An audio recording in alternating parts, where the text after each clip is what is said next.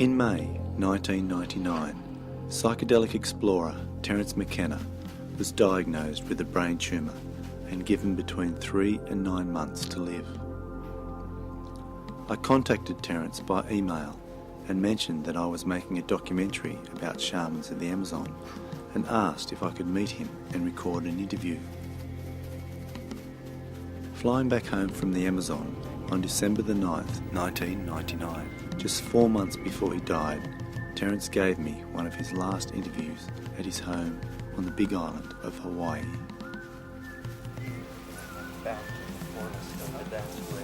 It's too bad we don't have more time. Terence had tried many natural therapy cures and had also recently undergone gamma knife surgery to try and remove the tumour. You've been here for a while?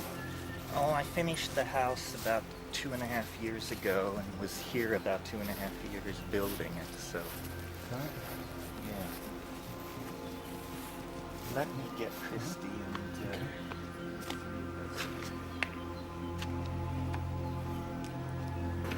Everyone was hoping for a miracle.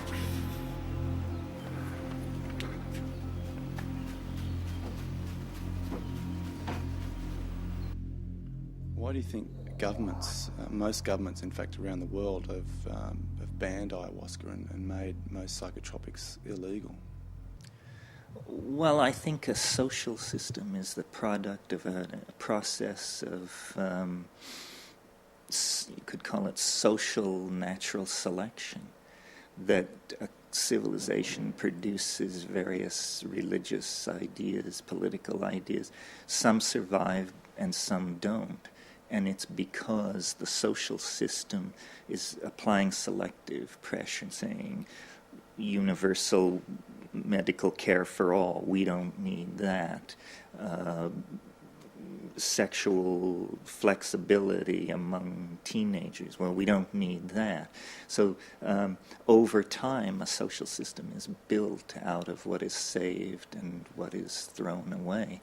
And so when you start putting drugs into a social system that actually promote unusual ideas, you're pushing the most important buttons that a society has, the buttons that shape what it believes about life and death and value and marriage and childbearing and all these things. And so that's very sensitive stuff and inevitably becomes a point of contention. And societies will arm wrestle over that, up to and including putting you away for 20 or 30 years for a half a gram of grass or something. The war on drugs that America's sort of pushing around the world, what do you think the effect is of that, and who's really behind it, do you think? Well, wasn't the struggle against communism a kind of struggle against ideas and who thinks what and who is permitted to believe that people should be paid more than $3.80 an hour for whatever labor they're asked to do and some of this other stuff. So capitalism, if it doesn't have enemies, it will create enemies. It will point out these people or these people. And so I think it's a thing like that it's a struggle to control the political agenda. And I'm not a Marxist, I don't have much patience with that, but I do think how Marxism has talked about the value of work and worth and the productivity of the masses and all that rhetoric carries right over into the so-called war on drugs, which is really a war against other people's values. It's a continuation of the Holocaust and cultural genocide and all the other efforts made by the phenomenal success of capitalism to shove its agenda down other people's throats. What do you feel about the fact that people could be put in jail for 12 years for drinking this stuff? Well, it's a disturbing tendency. I mean, it means that at least the U.S. government has made a decision somewhere to push hard against this, which is always the first strategy. The first strategy is push hard against some trivial thing, cannabis or LSD or something like that. And then once defeated in that strategy, Then there is usually a period of negotiated, an effort to create some kind of negotiated settlement. And then once that fails, there's usually a squaring off, and the issue is minimalized and translated into something trivial, and we move on to the next great social issue. Crazy. It's crazy. What do you feel about the synthetic DMT and ayahuasca now being available? Do you think that the magic is lost when it's synthesized, and there's no real ritual aspect to the taking of ayahuasca? Well, it's not so much that the ritual is lost as that the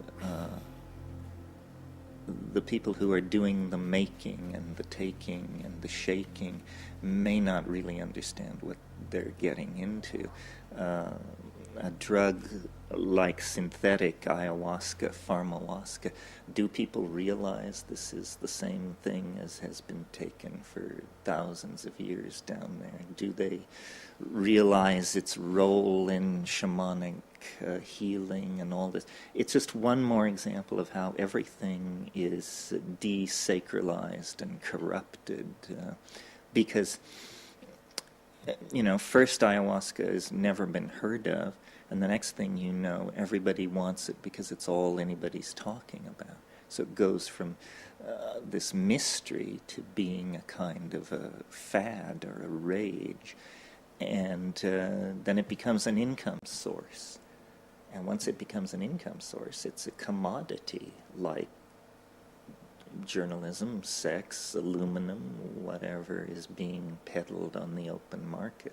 I would prefer to see ayahuasca remain at the status, let's say, of peyote, where the native peoples who are into it sort of keep the faith, understand how to make it, and talk about it. And when there's a question as to what it all means, then you go back to those native people and listen to their myth and all that. Mm. There is data to show that ayahuasca is medically effective against malaria and intestinal parasites and things like that. So really, it's a basic part of this native medical system. And if instead of trying to put everybody in prison, we actually try to do research on this stuff and find out how it works and how it affects various conditions, we would probably extract its benefit much more quickly. Mm-hmm. Yeah. Okay, so what about the combination of ayahuasca and the psychotria viridis? That seems to be a magic combination. How is it that the DMT is able to be absorbed in the stomach, whereas if you could just explain that relationship. Well, it involves the interrelationship between a brain-mind system that has had all the monoamine oxidase taken out of it pharmacologically. And all these psychoactive drugs seem to have a bigger, more dramatic impact in the presence of a lowered MAO threshold. And how this was discovered by Amazonian Indians millennia ago and not discovered by Western science till 1956 or something is just one of those peculiar facts about ethnobotany and ethnomedicine. But it's certainly true that you have a much more dramatic effect with the two in combination. How many of these kinds of facts of folk science are out there to be discovered, we don't really know yet, but slowly it's all being unraveled. It's never been explained, why there are so many plant psychedelics in the New World. The jojoba snuffs, the ayahuasca, the mushrooms in the New World, Salvia divinorum. All of these things are New World, and this has been a social phenomenon, the exploration of which has been pretty much pushed by New World anthropologists and philosophers. If we'd had to depend on European philosophy for the content of the century, we'd all be reading Jacques Derrida and those kind of people. So it's a local phenomenon that's become global. The way we value the earth, the way we value commodities, the way we extract them and manufacture them into saleable goods, this will all be seen in a different way, I think. And again, it's an issue of capital and labor and how you value what you put your life into and that sort of thing. Well, what the shamans know that we don't is which plants, how, and where. And it took a long time to figure this out. They didn't invent the calculus. They didn't, sailing vessels of great speed and power. None of that was pursued. What was pursued was these vegetable entities that can be coaxed out of the plant world. And the irony is that Europe, who set out, in the 17th century to explore the world, to bring it Christian civilization, may have encountered phenomena and variants on civilization that will ultimately prove more powerful than what we were peddling. This discussion is by no means closed at this point.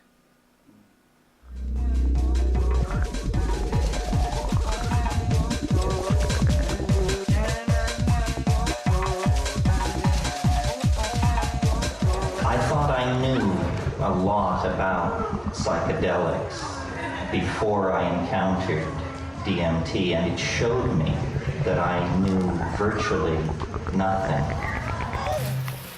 This is Salvia divinorum. Oh yeah, this is a great shot. Full flower. Uh-huh. Oh, wow. Yeah, you rarely see it so dramatically in flower. It's this one. Yeah. Salvia divinorum, yeah. And what Purple flowers. what are the effects of these? What part do you use? You use The the leaf. leaf, and it has a compound called alpha-salvinorin in it, and it's very easily grown in the right soil. Roll up 80 leaves and chew them. Yeah. And You it'll- just chew it. Chew it. And what's And the eat it, effect? and eat it as you're... That's Oh, how yeah. the Mazateks do it. Oh, mother. And what's the effect of it? Very Hallucinogenic, strange, psychedelic. very hard to describe, but Psychedelic. not really understood or known until 10 years ago or so.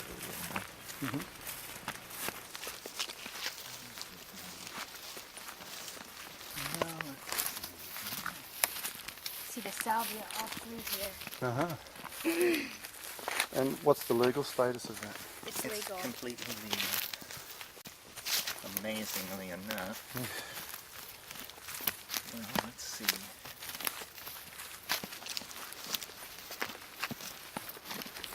This is ayahuasca. That's why it was called Banisteriopsis, because the leaves are opposed to each other like the rungs of a ladder.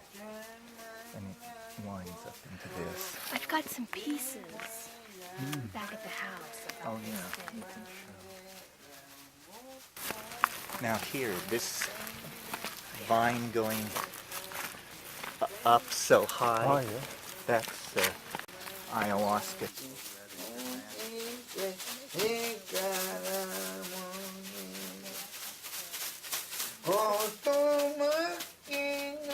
Well, I think the shaman offers an immense example of courage.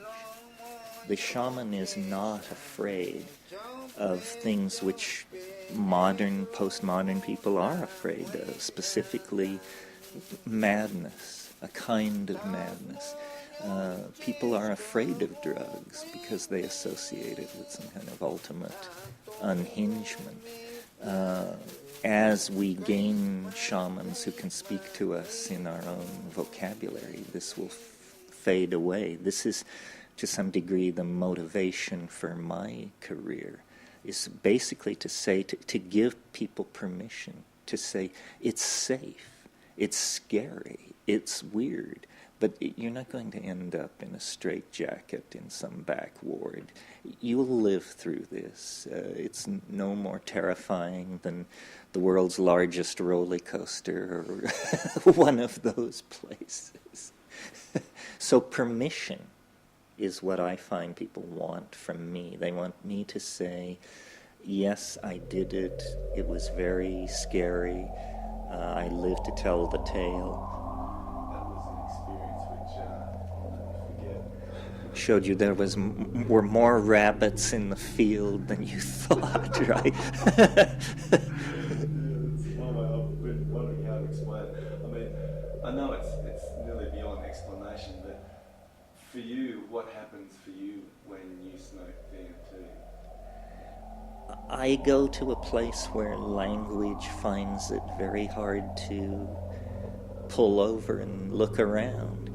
It's almost as though it takes you to a world that is not Englishable, and I suppose Germanable and so forth. But as a native speaker of English, that's what it looks to me like is happening, that the vehicle of language can only... Breaks down. Yeah, it breaks down, and no matter how you try and claw the air, it doesn't quite come over and give itself to you. So that's fascinating to me as a writer and a storyteller and someone with an interest in narrative and all that. The idea that there would be realities that you couldn't wrap a description around is fascinating, and it grows more fascinating as life moves along. It seems like a miracle, an absolute miracle of some strange sort in the area of cognitive construction is taking place. How can someone benefit from that experience? Well, some philosophers would say such a thing is impossible. There aren't unspeakable realities. Somebody else would say, well, it's this or it's that. So it sheds light on certain questions of philosophy and heuristics and all that seems to me that it gives real answers. I mean, maybe you don't believe these answers, but I know a convincing argument when I see it. And if anybody with argument could do to you what DMT does to you, you'd embrace it in a hurry. What about ayahuasca? I mean, what do you think are the main benefits from people taking that in a ritualistic sort of context? Well, we're long away from ritual. And I think rituals are what we need. That's why we create sports leagues and beauty pageants and all these things, simply to, reassure ourselves that in these ritual confined spaces, these energies can be held, and it's the part we are most distant from. And do you think you need a shaman to take you on those rituals, or is the plant itself enough? No, the plant is more impressive. If it were a shaman, people would say, well, it's show business. I mean, I saw a guy cut a woman in half on stage once, or I saw this, or I saw that. But I think the fact that, in the case of DMT, a match head-sized piece of orange wax can pull your entire philosophical world out from under you in about 15 seconds is very, very interesting. I mean, how long did it take you to learn to talk? 2 years or a year and a half? How long does it take you to DMT? Oh, about 30 seconds, So it's very interesting. We've created enough alienation that it seems as though we are going to explore the uses of these shamanic technologies. So the high-tech culture, the scientific and materialist culture, seems to have made a choice to explore these things, and the shamanic Aboriginal culture seems to have made its choice. But it's going to integrate while we're going to, have another one of these socially destructive debates about law and order and obligation and all the rest of it. That seems to me to be a waste of time. What do you think ayahuasca has to offer humanity at this point in time that changes the millennium? Well, all boundaries are dissolving. That's what the end of the millennium means. It means that, the tribes of the Amazon basin, the tribes of the New Guinea highlands, the tribes of Oxford and Cambridge, everything is dissolving, and humanity is reaching a kind of plural consensus. I mean, even the most sophisticated capitalist, let us say, is aware now that it won't do to cut down all the trees, that that's a mistake. So what's happening is a single human viewpoint is sort of coming into existence, a viewpoint that values nature, values natural resources, and tries to, however clumsily, to make some kind of peace out of the whole human mess that we're now mixed up in. I think what it brings is an empathy to the destruction of the planet. The cutting of a rainforest is suddenly no longer completely abstract. It's actually something you can feel and relate to. And all political change begins with a change of feeling and value. So, if we begin to see the Aboriginal people of every continent as the holders of this knowledge, they will begin to look not so naive, not so foolish or something like that, but actually as sophisticated people who have developed a working relationship with these powers and things. And that's the only way you're going to get real political change on some of these issues. If we were having this discussion 30 years ago, we would not be talking about ayahuasca, we'd be talking about mushrooms and their potential and So I think the plants change, the drugs change, but the challenge stays the same, and the challenge is to build a humane and human world without doing damage to the humanity that's already in it.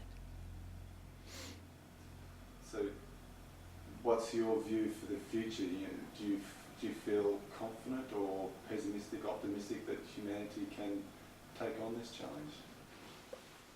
It requires dedication and intelligence, not so much among our shaman and our inner voyagers, but among the legislators and the people who actually are going to have to make the social change.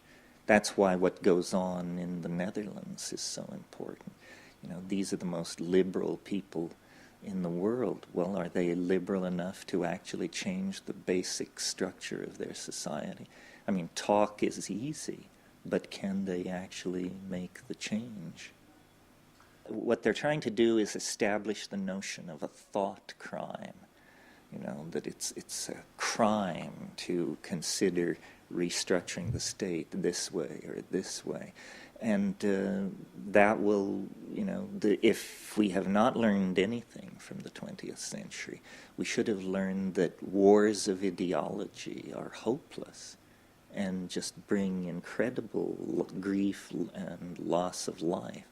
So I'm hoping that what the 21st century can mean is movement beyond ideology and an actual rational, and I think it is rational approach to integrating the irrational into how we think about society, city planning, social management, and all the rest of it.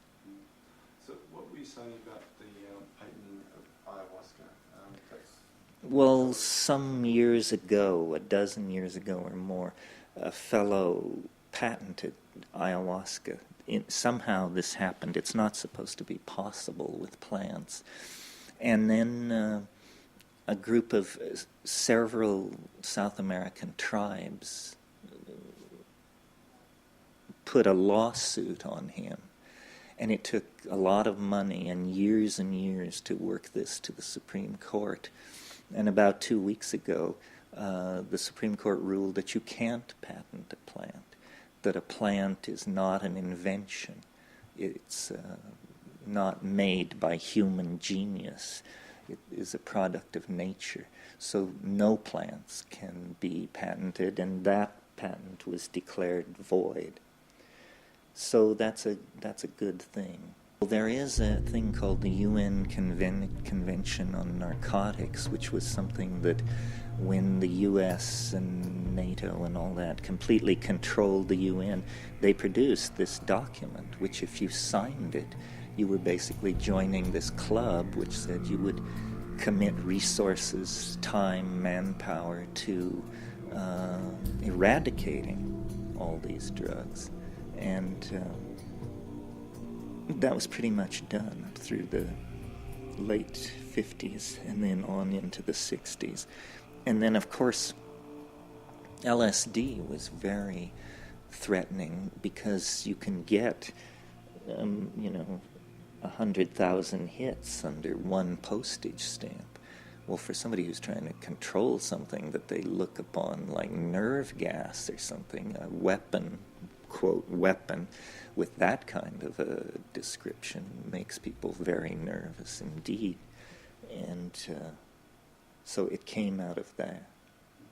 So why do you think psychedelics are so threatening to these establishments? Because they produce unexpected ideas and conclusions. That's what strange politics does. You go in a Freemason and a Republican, and you come out, God knows what, a polyamorist and an anarchist or something like that. You talk about the dominator culture in your books. What do you think that has any reasons why these plants have been made illegal? Yeah, because they nibble away at the edges of orthodoxy.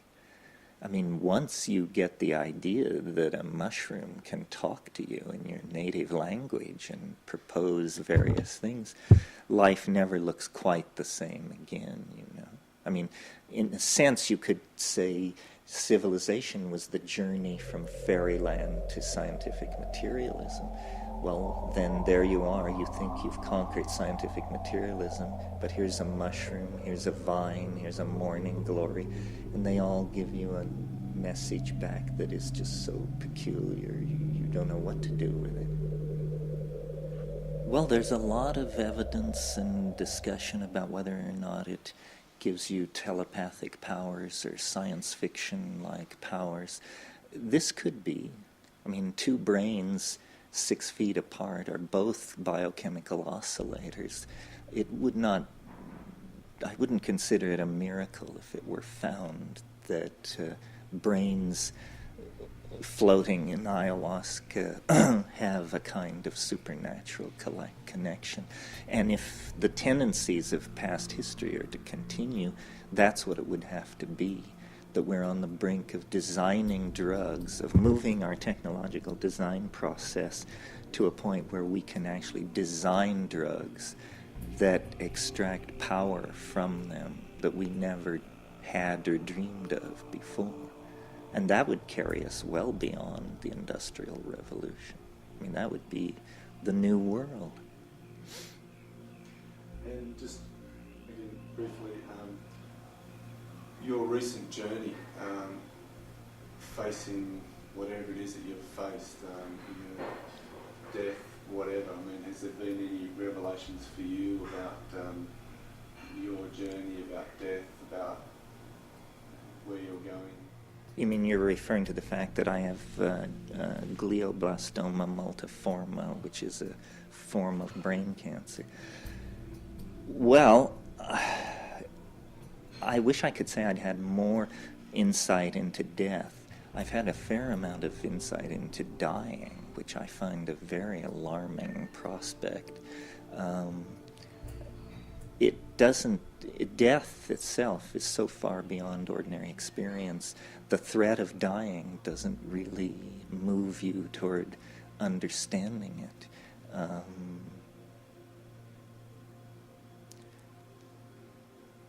Death is the great mystery around which religions are built, and being able to say, I know what it is, I know how it works, is the way you start a congregation and get a little community going. I would say the big surprise for me was I'm not afraid of death the way I thought I would be.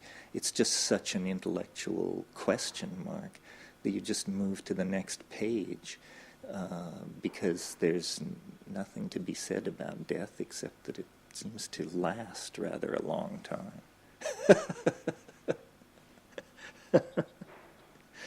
If you have one thing that you wanted to say to people from all your learnings that you've had, through your life, what would that one message be to someone? That following your own curiosity is a better method for exploring the world than any of the methods offered. Sheer curiosity is the thing that I've always let carry me along, and I have no regrets about any of this. I think it's worth the life to put these issues in front of people.